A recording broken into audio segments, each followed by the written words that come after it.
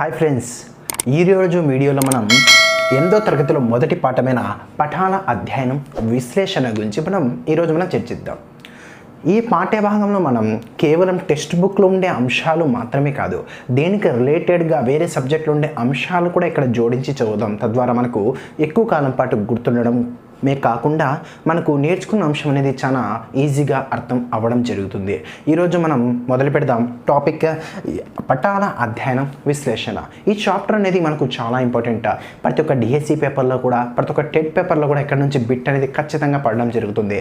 ఈ వీడియోని మన ఛానల్ని ఇంకా సబ్స్క్రైబ్ చేసుకొని వాళ్ళు ఇప్పుడే సబ్స్క్రైబ్ చేసుకోండి. ఈ వీడియోకి ఒక లైక్ అయితే ఇవ్వండి. ఈ వీడియోని మీ ఫ్రెండ్స్ అందరికీ కూడా షేర్ చేసుకోండి. ఇక ఈరోజు పాఠాన్ని మనం మొదలు పెడదాం. పఠాల అధ్యయనం విశ్లేషణ. ఇక్కడ చూడండి, మనం లింక్ అప్ చేసుకొని చదువుతాం అని చెప్పాం కదా, లింక్ చేసుకొని చదువుతాం. ఫర్ ఎగ్జాంపుల్ పటాలు, పటం. ఇక్కడ చూడండి, మనం రాద్దాం. పటం అనేది తెలుగు భాషా పదం. పటం అనే ఈ పదం మ్యాప్ అని మనకు ఇంగ్లీష్లో పిలవడం జరుగుతుంది. మ్యాప్ అనే ఈ ఇంగ్లీష్ భాషా పదం అన్నది మప్ప అనే ఒక లాటిన్ భాషా పదం నుంచి వచ్చింది. ఓకేనా? పటంని ఇంగ్లీష్లో మ్యాప్ అంటారు. మ్యాప్ అనేది మప్ప అనే లాటిన్ భాషా పదం నుంచి వచ్చింది. ఓకేనా? మప్ప అంటే అర్థం ఏంటంటే భూమి యొక్క ఉపరితలాన్ని చూపడం. భూమి యొక్క ఉపరితలాన్ని చూపడం. ఓకేనా? గుర్తుపెట్టుకోవాలి.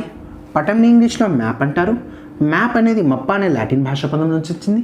మప్ప అనే లాటిన్ భాషా పదానికి అర్థం ఏమిటంటే భూమి యొక్క ఉపరితలాన్ని చూపడం. మనం కేవలం ఓన్లీ మ్యాప్ అనే పదం యొక్క అర్థం అనేది తెలుసుకుందాం. ఇంకా ఇన్డెప్త్గా తెలుసుకుందాం. మనకు మెథడాలజీలోకి వెళ్ళడం జరుగుతుంది. ఇక్కడ చూడండి, పటం అనేది సాంఘిక శాస్త్రాన్ని బోధించే ఒక ఉపాధ్యాయునికి ఏ విధంగా ఉపయోగపడుతుంది అని చెప్పి మనకి బిట్ అనేది రావడం జరుగుతుంది. ఆప్షన్స్ మనకు ఎన్నో ఇస్తాడు. తలలో నాలుక లాంటిది, ఊతకర్ర లాంటిది, ఇలా కొన్ని ఆప్షన్స్ ఇవ్వడం జరుగుతుంది. ఇక్కడ చూద్దాం. పటం అనేది సాంఘిక శాస్త్రాన్ని బోధించే ఉపాధ్యాయునికి ఊతకర్రలాగా ఉపయోగపడుతుంది. ఇది ఇంపార్టెంట్. ఈ లైన్ అనేది చాలా ఇంపార్టెంట్. పటం అనేది సాంఘిక శాస్త్రాన్ని బోధించే ఉపాధ్యాయుడికి ఒక ఊతకర్రలాగా ఇది ఉపయోగపడుతుంది. ఓకేనా? ఇన్డెప్త్గా మనం ట్రై మెథడ్లోకి వెళ్ళిపోదాం. ట్రై మెథడ్ నుంచి మనం నేర్చుకుంటూ వద్దాం. ఇక చూడండి, పటాలు మొత్తంగా మనం చూసుకున్నట్టయితే 5 రకాల పటాలు ఉన్నాయి. మొదటిది మనం చూసుకున్నట్టయితే భౌగోళిక పటాలు. భౌగోళిక పటాలు. రెండవది మనం చూద్దాం. రెండవది చూసినట్టయితే రాజకీయ పటాలు. రాజకీయ పటాలు. మూడవది మనం చూసినట్టయితే రిలీఫ్ పటాలు. రిలీఫ్ పటాలు. నాలుగవది మనం చూసినట్టయితే ప్రత్యేక పటాలు.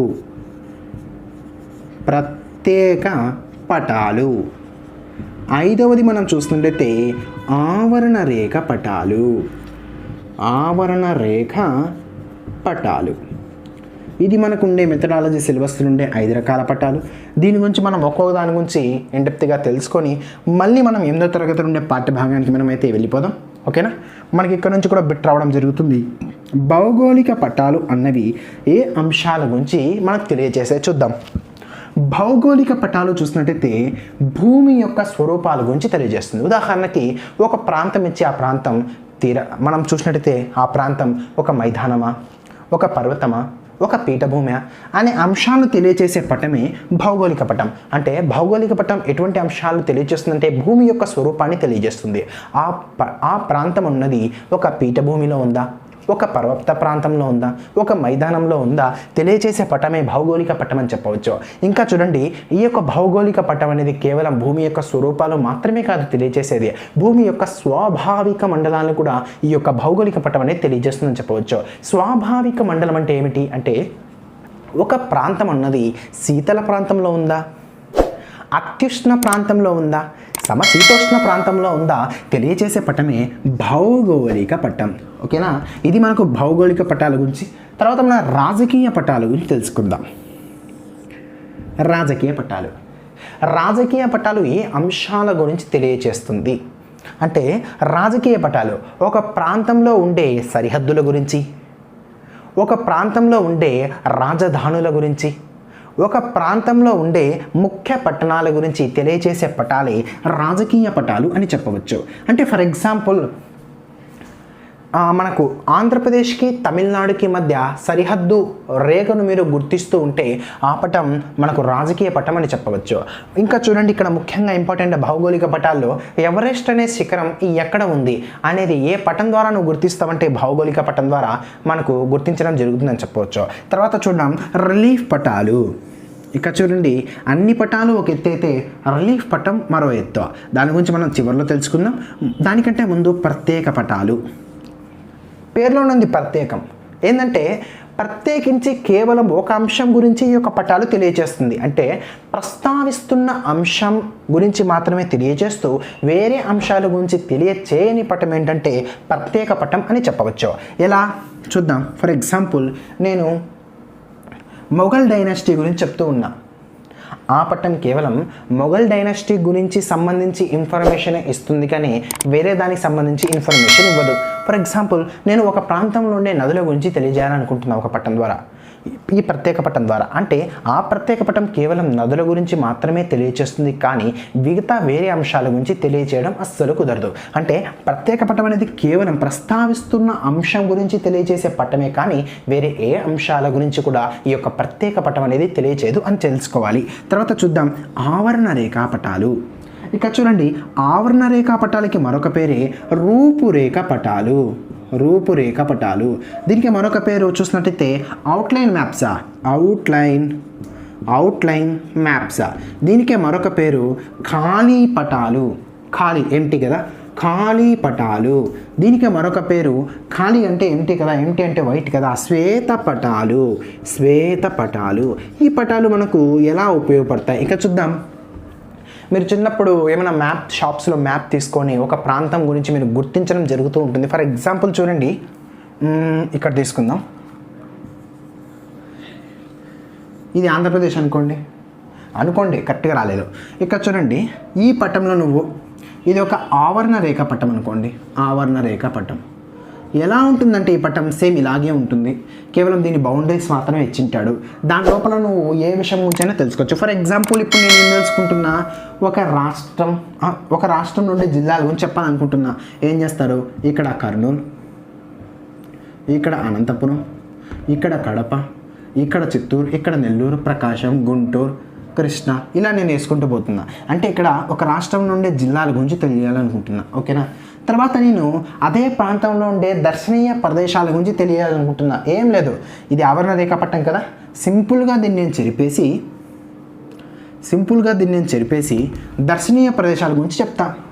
ఇక్కడ చిత్తూరు ఉంటుంది కాబట్టి ఇక్కడ తిరుపతి ఉంటుంది, ఇక్కడ కదిరిలోని ఖాద్రి లక్ష్మీ నరసింహస్వామి ఆలయం ఉంటుంది, ఇక్కడ మంత్రాలయం ఉంటుంది. ఇలా దర్శనీయ ప్రదేశాల గురించి సింపుల్గా చెప్పేస్తున్నా. తర్వాత నేను నదుల గురించి చెప్పాలనుకోండి, దీన్ని తీసేసి ఒక్కొక్క ప్రాంతంలో ప్రవహించే ఇలా నదుల గురించి చెప్తాను. అంటే ఇదంతా కూడా ఆవరణ రేఖా పటం. ఎలా చెప్తావు అంటే, ఏదైనా సరే ఒక విషయం గురించి చెప్పి తర్వాత వేరే విషయం చెప్పడానికి ముందు దీన్ని చెరిపివేసి తర్వాత చెప్పవలసిన అంశం అనేది మళ్ళీ ఇక్కడ చెప్తాను. అంటే ఒకసారి దాన్ని చెప్పిన తర్వాత దాన్ని పూర్తిగా ఎరేస్ చేసి మళ్ళీ మిగతా దాని గురించి చెప్పుకుంటూ వెళ్తాను. ఇది ఆవరణ రేఖా పటం. ఇది చూడండి, ఒకే పటాన్ని ఎక్కువ సార్లు మనం ఉపయోగించవచ్చు కాబట్టి ఇక్కడ మనకు మనీ అనేది ఎక్కువగా సేవ్ కావడం జరుగుతుంది. ఇక్కడ చూడండి, మనకు ఖర్చు ఆదా చేసే పటం ఏంటంటే ఆవరణ రేఖా పటం అని చెప్పవచ్చు.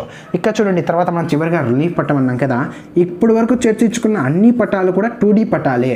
దీనికి కేవలం పొడవు వెడల్పు మాత్రమే ఉంటుంది. కానీ ఇప్పుడు మనం చర్చించుకునే పటం పేరు రిలీఫ్ పటాలు. ఇది పొడవు వెడల్పుతో పాటు ఎత్తుతో కూడా కూడుకొని ఉంటుంది. ఎలా ఉంటుందంటే ఇక్కడ చూడండి, ఇది పొడవు వెడల్పుతో కాకుండా ఎత్తుతో కూడా ఉంటుంది. ఎలా ఉంటుందంటే దీనిపైన ఉండే నిర్మాలన్నీ కూడా ఉబ్బెత్తుగా ఉంటాయి. ఎలా అంటే ఫర్ ఎగ్జాంపుల్ ఒక అంధ విద్యార్థులు ఉన్నారనుకోండి, పాపం వాళ్ళు చూడలేరు కదా, వాళ్ళు ఒక ప్రాంతానికి సంబంధించిన ఇన్ఫర్మేషన్ అనేది మ్యాప్ ద్వారా తెలుసుకోవాలనుకుంటే ఇటువంటి రిలీఫ్ పటాలు తీసుకొని ఇలా వీళ్ళు స్పర్శిస్తూ పోతే ఉబ్బెత్తుగా ఉంటుంది కదా, పర్వత ప్రాంతం వస్తే ఉబ్బెత్తుగా ఉంటుంది, అలా వీళ్ళు స్పర్శించినప్పుడు అలా ఉబ్బెత్తుగా ఉన్న చోట పర్వతం ఉందని, లోతుగా ఉండే చోట ఏదో ఒక లోయ ఉందని చెప్పి వీరు ఈజీగా ఈ యొక్క రిలీఫ్ పటాల ద్వారా వీరు దాన్ని నేర్చుకోవడం జరుగుతుంది. కాబట్టి రిలీఫ్ పటాలు ఒక 3D పటం, ఎత్తు పల్లాలతో కూడిన ఉబ్బెత్తు కలిగిన నిర్మాణం అనేవి ఈ యొక్క రిలీఫ్ పటాలు ఉంటాయి. కాబట్టి చూడడానికి చాలా ఆకర్షణీయంగా ఉంటుంది, కానీ తయారు చేయడం మాత్రం చాలా కష్టంతో కూడుకొని పని, మరియు తయారు చేయడం కోసం ఎక్కువ ఖర్చుతో కూడుకొని ఉంటుందని చెప్పవచ్చు. ముఖ్యంగా చెప్పాలంటే రిలీఫ్ పటాలు అన్నవి భౌగోళిక పటాలు మరియు రాజకీయ పటాలు మేళవించి తయారు చేశారు అని చెప్పవచ్చు. ఇది మనకు పటాలకు సంబంధించిన ఇన్ఫర్మేషన్. ఇక్కడ మీరు ముఖ్యంగా గుర్తుపెట్టుకోవాల్సింది, సాంఘిక శాస్త్రాన్ని బోధించే ఉపాధ్యాయునికి ఊతకర్ర లాంటివి పనిచేసేది ఏంటంటే ఈ యొక్క పటాలు అని చెప్పొచ్చు. పటాలని ఇంగ్లీష్లో మ్యాప్స్ అని అంటారు. మ్యాప్స్ అనేది మప్ప అనే లాటిన్ భాషా పదం వచ్చింది. మప్ప అనే లాటిన్ భాషా పదానికి సరైన అర్థం ఏంటంటే భూమి యొక్క ఉపరితలాన్ని చూపడం అని చెప్పవచ్చు. ఇది మ్యాప్స్కి సంబంధించి ఇంట్రడక్షన్. మనకు టైం మెథడ్లో ఇది చాలా కవర్ అవుతుంది. ఇప్పుడు మనం మెయిన్ లెసన్లోకి ఎంటర్ అవుదాం. ఓకే, ఇప్పుడు మనకు పటాలకు సంబంధించిన ఇంట్రడక్షన్ అయితే అయిపోయింది. ఇప్పుడు మనం మెయిన్ టాపిక్లోకి వెళ్ళిపోదాం. వివిధ కాలాల్లో పటాలు. వివిధ కాలాల్లో పటాలు అంటే పటాల యొక్క అభివృద్ధి ఎలా సాగింది, మొదట్లో పటాలు అన్నవి ఎవరు తయారు చేశారు, ఎలా ఉన్నాయి అనే అంశాల గురించి ఇప్పుడు మనం చర్చిద్దాం. మొదటగా వివిధ కాలాల్లో పటాల గురించి మనం చర్చించేటప్పుడు మొదటగా మనం సుమేరియన్ల గురించి చర్చించాలి. సుమేరియన్లు చూడండి, పటాల యొక్క చరిత్ర చూసినట్టయితే పటాలు చూసినట్టయితే అతి పురాతనమైన చరిత్ర ఉంది. ఎందుకంటే సుమేరియన్లు కూడా పటాలు తయారు చేశారు. సుమేరియన్లు తయారు చేసిన పటాలు చూసినట్టయితే దాదాపు 4000 సంవత్సరాల క్రితం నాటివంట. 4000 సంవత్సరాల క్రితం నాటివి. ఇంపార్టెంట్, గుర్తుపెట్టుకోవాలి. ఇక చూడండి, సుమేరియన్లు చూసినట్టయితే ప్రస్తుతం ఉండే ఇరాక్ ప్రాంతానికి చెందినవారు. వీరు తయారు చేసిన పటాలున్నవి ప్రస్తుతానికి ఉన్నట్టయితే అతి పురాతనమైన పటాలు అని చెప్పొచ్చు. ఇక చూడండి, సుమేరియన్లు తయారు చేసిన పటాలు ఎలా ఉన్నాయి. సుమేరియన్లు చూసినట్టయితే వీరి కింద దేవాలయాలు అయితే ఉన్నాయి. దేవాలయం సంబంధించిన భూములు ఉన్నాయి. దేవాలయం సంబంధించిన భూముల నుంచి వచ్చే ఆదాయ వివరాలను మొత్తం కూడా లెక్కించడానికి ఉపయోగపడే విధంగా ఉండడానికి సుమేరియన్లు పటాలు అయితే తయారు చేశారు. అంటే కేవలం వీరు దేవాలయాలకు సంబంధించి ఉండే భూములకు సంబంధించి ఇన్ఫర్మేషన్ కోసం మాత్రమే పటాలు తయారు చేశారు. అంటే ఇప్పటి వరకు లభ్యమవుతున్న అతి పురాతనమైన పటాలు దేనికి సంబంధించినవంటే దేవాలయాలకు సంబంధించిన భూములకు సంబంధించిన ఆదాయ వివరాలను తెలుసుకోవడానికి మాత్రమే లభ్యమవుతున్న పటాలు అతి పురాతనమైన పటాలు అని చెప్పొచ్చు. ఓకేనా, మనకు బిట్ ఎలా వస్తుందంటే ఇప్పటి వరకు లభ్యమవుతున్న అతి పురాతనమైన పటాలు ఎవరు తయారు చేశారంటే సుమేరియన్లు తయారు చేశారు. అవి ఎన్ని వేల సంవత్సరాల క్రితం నాటివి అంటే 4000 సంవత్సరాల క్రితం నాటివి. సుమేరియన్లు ప్రస్తుతం ఏ ప్రాంతానికి చెందినవారంటే ఇరాక్ ప్రాంతానికి చెందినవారు. వీరు సంబంధించిన పటాల్లో దేని గురించి ఉందంటే వీరి కింద ఉండే దేవాలయ కింద ఉండే భూములకు సంబంధించిన ఆదాయ వివరాల గురించి తెలుసుకోవడానికి మాత్రమే వీరు యొక్క చూసినట్టయితే పటాలు తయారు చేశారు అని చెప్పవచ్చు. ఇక చూడండి, ఇక్కడ మెయిన్ ఇంపార్టెంట్ సుమేరియన్ల తర్వాత మనం చూసినట్టయితే బాబిలోనియన్లకు సంబంధించిన పటాలు అనేవి మనకు లభ్యమయ్యాయి. చూద్దాం. బాబిలోనియన్లు కూడా మనకు చూసినట్టయితే ఇరాక్ ప్రాంతానికి చెందినవారు. ఓకేనా, సుమేరియన్లు కూడా ఇరాక్. ఇక్కడ మనం ఇరాక్ వచ్చింది కాబట్టి ఇరాక్కి సంబంధించిన ఇన్డెప్త్ సమాచారం తెలుసుకుందాం డిఎస్సి ఓరియంటెడ్లో మాత్రమే. ఎందుకంటే ఇరాక్ అంటేనే మనకు గుర్తు రావాల్సింది మెసపటోమియా నాగరికత. జాగ్రఫీలో నాగరికత గురించి నీకు ఎందుకు సార్ అని మీకు డౌట్ రావచ్చు. ఎందుకంటే మనకు నూతన 6వ తరగతి పాఠ్యపుస్తకం ఇప్పుడు రీసెంట్గా రిలీజ్ అయిన పాఠ్యపుస్తకాల్లో పేజ్ నెంబర్ 69లో మీకు తెలుసా అనే బాక్స్లో మనకు మెసపటోమియా నాగరికత గురించి ఇచ్చాడు. కాబట్టి మనం ఇక్కడ ఒక మ్యాటర్ వచ్చింది కాబట్టి దాని రిలేటెడ్గా మెసపటోమియా నాగరికత గురించి చర్చిద్దాం. మెసపటోమియా నాగరికత అన్నది 2 నదుల మధ్య విస్తరించి ఉంది. ఒకటి యూఫ్రటిస్, రెండవది టైగ్రస్. ఈ 2 నదుల మధ్య విస్తరించిన నాగరికత ఏంటంటే మెసపటోమియా నాగరికత చెప్పవచ్చు. ఈ 2 నదులకి ఎప్పుడు వరదలు వస్తాయో తెలియదు, ఎందుకంటే దీనికి సహజ సిద్ధమైన అవరోధాలు లేవు. కాబట్టి మెసపటోమియా నాగరికతలో మనకు సహజ సిద్ధమైన వనరులు అనేవి చాలా తక్కువగా ఉన్నాయని చెప్పొచ్చు. ఇంకా మెసపటోమియా నాగరికత గురించి మెయిన్ ఇంపార్టెంట్ బిట్ ఎక్కడ వస్తుందంటే ఇక్కడ చూడండి, చిన్న చిన్న నగర రాజ్యాలు ఉన్నాయి మెసపటోమియా నాగరికతలో. ఇటువంటి నగర రాజ్యాలను రాజులు పరిపాలిస్తూ ఉండేవారు. ఈ నగర రాజ్యాలన్నీ కూడా ఏకీకృతమై పెద్ద పెద్ద సామ్రాజ్యాలు ఏర్పడ్డాయి. ఎక్కడంటే మెసపటోమియా నాగరికత. ఇది బాగా గుర్తుపెట్టుకోండి, నగర రాజ్యాలు ఉన్నాయి. ఇటువంటి నగర రాజ్యాలన్నింటినీ కూడా రాజు పరిపాలిస్తూ ఉండేవారు. ఇటువంటి నగర రాజ్యాలన్నీ కూడా ఏకీకరణ చెంది పెద్ద పెద్ద సామ్రాజ్యాలు అనేవి ఇటువంటి మెసపటోమియా నాగరికతలో ఏర్పడ్డాయి అని చెప్పవచ్చు. అయితే వీరికి తెలిసిన కొన్ని వస్తువులు తెలుసుకుందాం. మెసపటోమియా నాగరికతకు సంబంధించిన వారికి ఏ వస్తువులు తెలుసు అంటే వీరికి తెరచాపలు తెలుసు, తెరచాప. రెండవది చూసినట్టయితే చక్రం తెలుసు. మూడవ చూసినట్టయితే నాగలి తెలుసు. వీరు ముఖ్యంగా ఏ లోహాన్ని ఎక్కువగా ఉపయోగించారంటే కాంస్యం అనే లోహాన్ని ఎక్కువగా వీళ్ళు ఉపయోగించడం జరిగింది. కాంస్యం మీరు అంటే ఇక్కడ చూడండి, సీసం మరియు తగరం కలిపితేనే కాంస్యం వస్తుంది కదా, ఇటువంటి కాంస్యాన్ని వీరు ఎక్కువగా ఉపయోగించారు. ఇక్కడ చూడండి, మెసపటోమియా నాగరికతకు సంబంధించి మరొక ముఖ్యమైన విషయం ఏంటంటే వీరికి తెలిసిన లిపి ఏంటంటే క్యూనిఫారం లిపి. క్యూనిఫారం లిపి ఏ నాగరికతకు సంబంధించిందంటే మెసపటోమియా నాగరికతకు సంబంధించిందని చెప్పవచ్చు. వీరు బాగా అభివృద్ధి చెందారు. దీనికి ఇంకొక ప్రధానమైన కారణం ఏంటంటే వీరికి మంచినీటి పారుదల వసతి అనేది కలదు అని చెప్పొచ్చు. మెసపటోమియా నాగరికత గురించి మనం తెలుసుకోవాలి, ఎందుకంటే మనం ఇరాక్ గురించి తెలుసుకుంటున్నాం కాబట్టి మరోసారి ఇండెప్త్గా తెలుసుకుందాం. మెసపటోమియా నాగరికత అనేది యూఫ్రటీస్ మరియు టైగ్రిస్ నదుల మధ్య బాగా వర్ధిల్లిందని చెప్పొచ్చు. ఈ 2 నదులు కూడా ఎప్పుడు వరదలు వస్తాయో తెలియదు, ఎందుకంటే దీనికి సహజ సిద్ధమైన అవరోధాలు లేవు. దీనికి పరిమితమైన సహజ వనరులు ఉన్నాయి. ఇక చూడండి, నగర రాజ్యాలు ఉన్నాయి. ఇటువంటి నగర రాజ్యాలని రాజులు పరిపాలిస్తుండేవారు. రాజులు పరిపాలించే నగర రాజ్యాలన్నీ కూడా ఏకీకృతం చెంది పెద్ద పెద్ద సామ్రాజ్యాలు అయితే ఏర్పడ్డాయి. వీరికి తెలిసిన కొన్ని వస్తువుల గురించి తెలుసుకున్నట్టయితే వీరికి తెరచాప తెలుసు, చక్రం తెలుసు, నాగలి తెలుసు, కాంస్యాన్ని ఎక్కువగా ఉపయోగించారు. కాంస్యం అనేది చూసినట్టయితే మనకు సీసం మరియు తగరం అనేది 2 కలవడం వల్ల మనకు కాంస్యం అనేది ఏర్పడుతుంది. వీరికి తెలిసిన లిపి ఏంటంటే క్యూనిఫారం లిపి. వీరు ముఖ్యంగా ఇక్కడ చూసినట్టయితే మంచినీటి పారుదల వ్యవస్థ అనేది బాగా అభివృద్ధి చెందింది అని చెప్పొచ్చు. ఇది మనకు మెసపటోమియా నాగరికత గురించి ఖచ్చితంగా మనం లింకప్ చేసుకొని చదివితేనే ఒక అంశం అనేది ఎక్కువ కాలం గుర్తుంటుంది. అందుకోసం నేను మీకు దీనికి సంబంధించి ఇన్ఫర్మేషన్ అనేది ఇక్కడే ఇచ్చేసాను.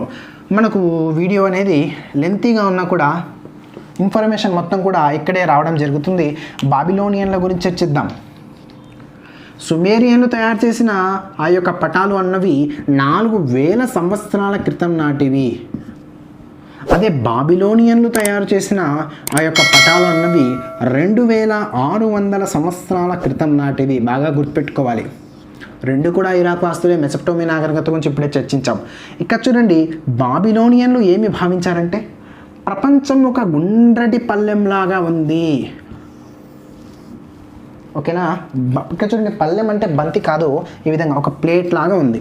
ఓకేనా, లోపలి వలయం అంటే ఈ ప్లేస్లో లోపలి వలయంలో ఏముందంటే చిన్న చిన్న నగరాలు. ఇక్కడ చూడండి, నగరాన్ని చిన్న వలయంతో సూచించాడు.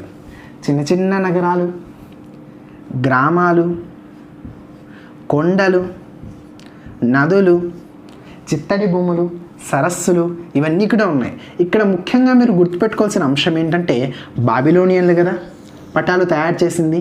ఎవరు తయారు చేస్తే ఆ యొక్క పట్టణం, వారి యొక్క ప్రాంతం అనేది పటం మధ్యలో ఉండేటట్టే చూపించుకుంటారు. కాబట్టి బాబిలోనియా అనే పటం అనేది ఆ యొక్క లోపలి వలయంలో మధ్యలో ఉందని చూపించుకున్నాడు. ఇక్కడ చూడండి, ఇది లోపలి వలయం సంబంధించి. లోపలి వలయం బయట అంటే బయటి వలయం లోపల ఎలా ఉందంటే మొత్తం కూడా చేదు నది ఉంది. దీన్నే ఉప్పు నీటి సముద్రం అని చెప్పి పిలవడం జరిగింది. ఈ యొక్క చేదు నది లేదా ఉప్పు నీటి సముద్రంలో త్రికోణ ఆకృతిలో 7 దీవులు ఉన్నాయి అని చెప్పి ఈ యొక్క బాబిలోనియన్లకు సంబంధించిన పటం అనేది వివరిస్తూ ఉంది. 3, 7. ఓకే, ఇక్కడ చూద్దాం మరి ఒకసారి. బాబిలోనియా పట్టణం యొక్క బాబిలోనియన్లు తయారు చేసిన మ్యాప్లో లోపలి వలయంలో చిన్న చిన్న వలయాలు దేన్ని సూచిస్తాయి అంటే నగరాలను సూచిస్తాయి. ఇందులో గ్రామాలు ఉన్నాయి, ఇందులో కొండలు ఉన్నాయి, ఇందులో నదులు ఉన్నాయి, ఇందులో చిత్తడి భూములు ఉన్నాయి. లోపలి వలయం బయట చేదు నది ఉంది, దీన్ని ఉప్పునీటి సముద్రం అంటారు. ఇటువంటి ఉప్పునీటి సముద్రంలో త్రికోణ ఆకృతిలో 7 దీవులు ఉన్నాయని చెప్పొచ్చు. ఇది మనకు సుమేరియన్లు మరియు బాబిలోనియన్లకు సంబంధించి. ఓకేనా, తర్వాత మనం తెలుసుకుందాం.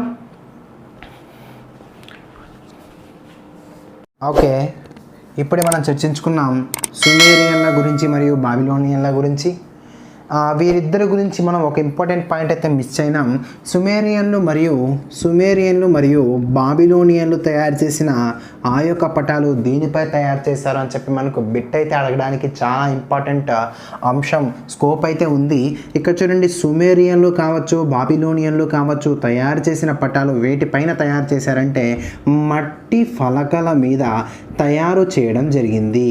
మట్టి ఫలకలు, ఇది చాలా చాలా చాలా చాలా ఇంపార్టెంట్. మనం అక్కడ మిస్ అయినాం, దీన్ని జాగ్రత్తగా మీరు గుర్తుపెట్టుకోవాల్సి ఉంటుంది. సుమేరియన్లు మరియు బాబిలోనియన్లు తయారు చేసిన పటాలు దేనిపైన తయారు చేశారంటే మట్టి ఫలకల పైన వీరు తయారు చేశారు అని చెప్పొచ్చు. ఓకేనా, మనం ఇప్పుడు సుమేరియన్ల గురించి బాబిలోనియన్ల గురించి చర్చించేసాం. తర్వాత మనం చూసినట్టయితే గ్రీకుల గురించి చర్చిద్దాం. గ్రీకు భౌగోళిక శాస్త్రజ్ఞుడు అయిన అనాక్సిమండర్ మరియు ఇక్కడ చూడండి, మిలెటస్కు చెందిన హెకెటియస్. ఇతడు మిలెటస్ అనే ప్రాంతానికి చెందినవాడు. మిలెటస్ అనే ప్రాంతం ప్రస్తుతం అయితే టర్కీలో ఉంది. ఓకేనా, ఈ రోజు కలుసుకొని పటాలు అయితే తయారు చేశారు. ఎలా ఉన్నాయంటే వీరి పటాలంటే, వీరు చూడండి, వీరు చూసిన ప్రదేశాలు కావచ్చు, వీరు విన్న ప్రదేశాలు కావచ్చు, అక్కడ ఉండే ప్రాంతంలో ప్రజల చరిత్రల గురించి కావచ్చు, వీటన్నిటికి సంబంధించి వీరు కొన్ని రచనలు అయితే చేశారు. ఆ రచనలు బేస్ చేసుకుని పటాలు అయితే గీశారు. ఈ పటాలు అయితే ప్రస్తుతానికి అయితే అందుబాటులో లేవు. వీరి యొక్క రచనల ఆధారంగా ప్రస్తుత చరిత్రకారులు అయితే పటాలు అయితే తయారు చేశారు. ఆ పటం అనేది ఎలా ఉందో చూద్దాం. ఇది చూడండి, వీరు సేమ్ బాబిలోనియన్లు లాగే ప్రపంచం అనేది గుండ్రంగా ఉందని చెప్పి అనుకున్నారు. ఓకేనా, దీని చుట్టూ కూడా సముద్రం ఉందని చెప్పి భావించారు. అనాక్సిమండర్ మరియు చూసినట్టయితే ఆ యొక్క మనకు హెకెటియస్ గీసిన చిత్రం అనేది ఈ విధంగా ఉంది. ఇక చూడండి, వీరు యూరోప్ మొత్తాన్ని కూడా సూచించారు. ఈ పక్క ఆఫ్రికా ఉందని చెప్పి భావించారు, ఈ పక్క లిబియా ఉందని చెప్పి భావించారు. ఈ మూడింటి కూడా వేరు చేసేదే మధ్యధరా సముద్రం అని చెప్పి చెప్పారు. ఓకేనా, ఇక చూడండి, ఇది యూరప్, ఇది ఆసియా, ఇది లిబియా.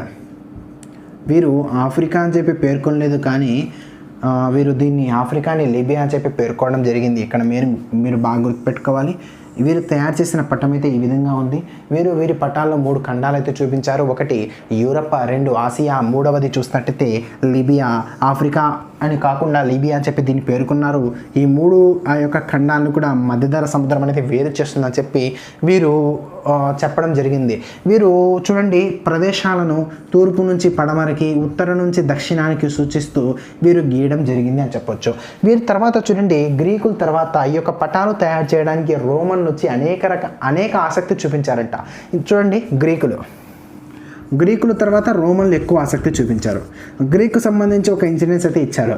ఎవరి గురించి ఇచ్చారంటే మనకు అలెగ్జాండర్ గురించి ఇచ్చారు. ఇక చూడండి, అలెగ్జాండర్ కథ మీరు వినే ఉంటారని చెప్పి ఇవ్వడం జరిగింది. అలెగ్జాండర్ కథ నువ్వు ఆడినావు తెలుసుకోవాలా? 6వ తరగతి టెక్స్ట్ బుక్ పేజీ నెంబర్ 84లో న్యూ టెక్స్ట్ బుక్ అలెగ్జాండర్ గురించి మనకి ఇవ్వడం జరిగింది. ఇక్కడ చూడండి, సింపుల్గా ఇచ్చాడు మ్యాటర్. దీన్ని కూడా గుర్తుపెట్టుకోవాలి. మనకి ఇక్కడ నుంచి బిట్ రావడం జరుగుతుంది. అలెగ్జాండర్ చూడండి, ఇప్పటికీ 2300 సంవత్సరాల క్రితం అన్నాడు. అంటే అప్పట్లో 327 ప్రాంతంలో 327 ఆ యొక్క అలెగ్జాండర్ చూసినట్టయితే మనకు ఇండియా దగ్గరికి రావడం జరిగింది. ఇక్కడ మెయిన్ ఇంపార్టెంట్ అలెగ్జాండర్ చూసినట్టయితే మాసిడోనియా పాలకుడు. మాసిడోనియా అంటే గ్రీక్లో ఉంటుంది. అలెగ్జాండర్ మాసిడోనియా పాలకుడు. అలెగ్జాండర్ చూసినట్టయితే ఆ యొక్క ఈజిప్ట్ ప్రాంతాన్ని, పశ్చిమ ఆసియా ప్రాంతాన్ని మొత్తం కూడా ఆక్రమించేశారు. నేను చెప్తున్న మ్యాటర్ అడిషనల్ మ్యాటర్ అయితే కాదు. 6వ తరగతి నూతన పాఠ్యపుస్తకం పేజ్ నెంబర్ 84, 85 ఆ మధ్య అయితే ఉంటుంది. మీకు తెలుసా అని ఒక బాక్స్ ఇచ్చి ఆ బాక్స్లో ఆ యొక్క అలెగ్జాండర్ గురించి మ్యాటర్ అయితే ఇవ్వడం జరిగింది. కాబట్టి ఈ పాయింట్ అనేది మీరు ఖచ్చితంగా గుర్తుపెట్టుకోవాలి.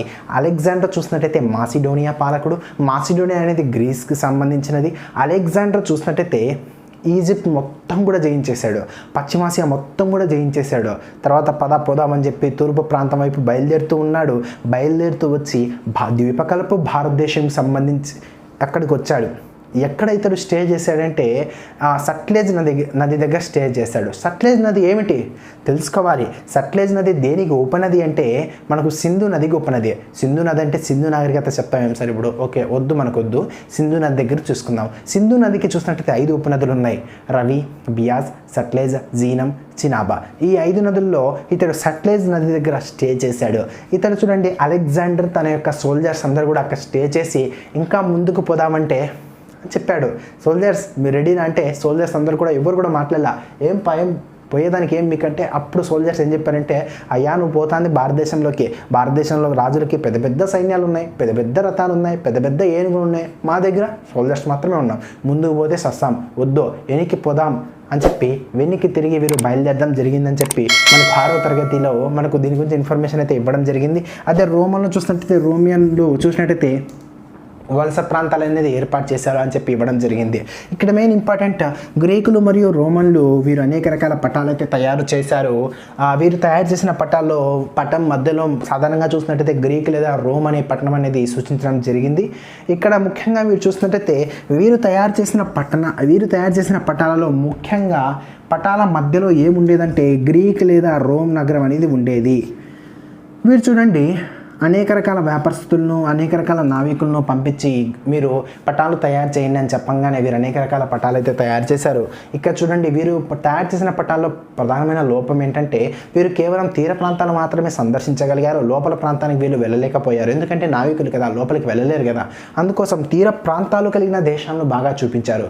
ఉదాహరణకు చూడండి వీరు చూడండి భారతదేశం చూసినట్టయితే ఇలా ఉంటుంది భారతదేశం. శ్రీలంక చూస్తే ఇలా ఉంటుంది, ఇంత పెద్దగా ఉండదు, ఇలా ఉంటుంది. ఓకేనా? ఇది చూడండి నావికులకు కావచ్చు, అనేక రకాల వ్యాపారస్తులకు కావచ్చు, వీరికి తెలిసిన భారతదేశం ఇదే. కానీ శ్రీలంక చుట్టూరా తెలుసు.